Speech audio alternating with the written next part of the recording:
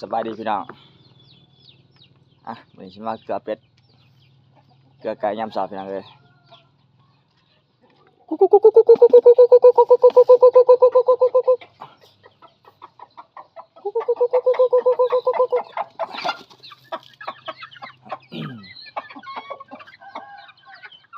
เป็ดไก่ก็หลายอยู่พี่น้อง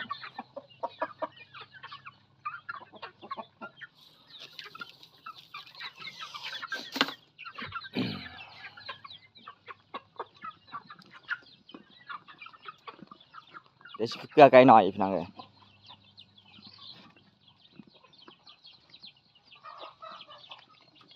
โอ้ตัวนี้เกลืออะไรตัวนี้ไก่หน่อยกันตัวนี้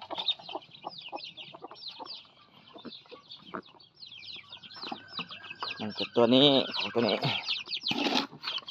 ท่านเกลือ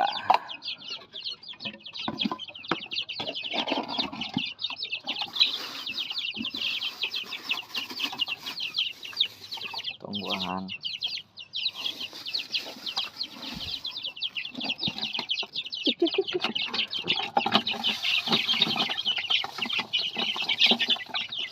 นี่ตัวงามๆพี่น้อง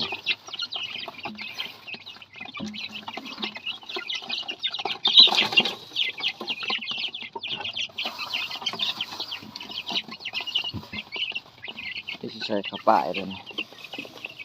ใส่ข้าวป่ายน้อยหนึ่งพี่น้อง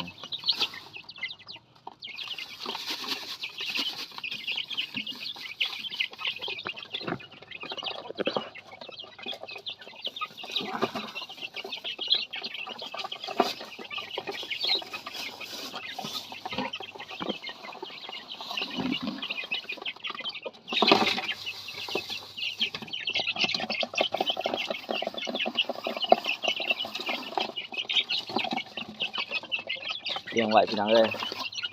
ยามมันใหญ่ก็พอได้ปล่อยออก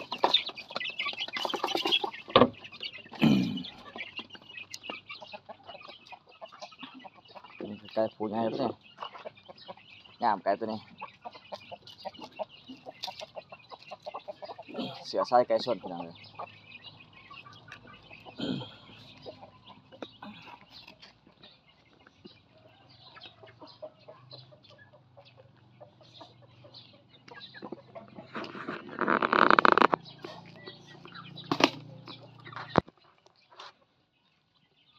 เกิดไก่แล้วก็จะมาเข้าสวนต่อบ้านนี่สวนข้างเรือนหลังบ้านนี่แหละนี่ต้นม่วงพี่น้องเลยม่วงหลายขนาด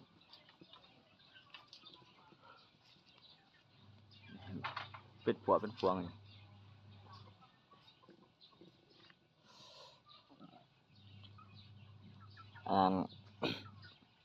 ภรรยาเป็นโรคพักโรคอันนั้นขี้เหงื่อโรคหญ้าออกจากน้ำพี่น้องเลยคือหญ้าตัวนี้นะจะลบออกหญ้าที่ว่าเราต้องการลบถิ่มเลย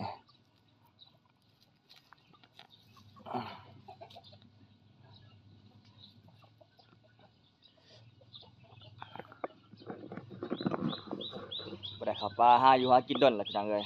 ก็มาหาเห็ดสวนก่อนเนาะพี่น้องเนาะ มีเวลาจะเข้าป่าใหม่นี่อันนี้ก็พวกหอมสีได้ผมวางวานหางลายนี่โอ้ยิ้มไม่ใช่กล่องนี่มันน่าบูดแท้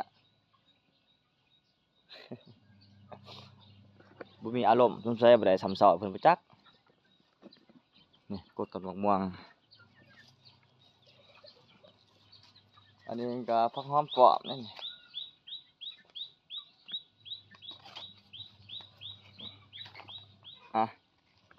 เดี๋ยวสิขุดน้ำก่อนพี่น้องเอ้ยจะขุดน้ำปลูกหอมฉี่ก่อน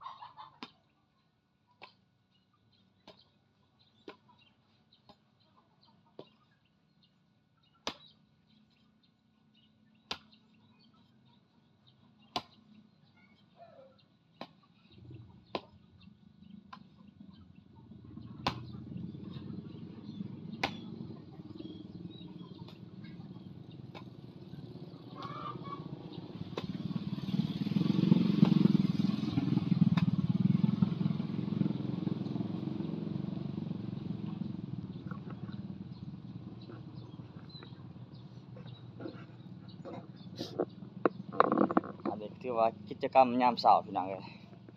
ตื่นมาก็หาเฮ็ดหัวเฮ็ดสวนก่อนขดผักขดหญ้าก่อนเพื่อเป็ดเพื่อไก่พี่น้องก่อนสิออกไปหาแนวอื่น